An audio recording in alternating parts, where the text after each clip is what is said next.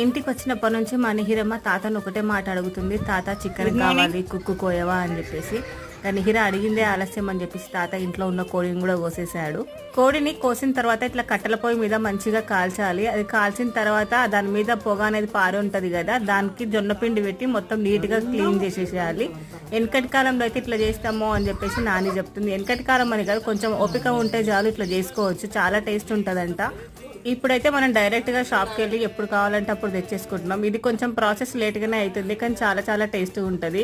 నాన్న వచ్చేసి ఇట్లా క్లీన్ చేయడంలో నాని తర్వాతే మా ఇంట్లో ఎవరైనా ఏదైనా సరే చాలా ఓపికగా క్లీన్ చేస్తారు. అది చేపలైనా సరే కోడి అయినా సరే.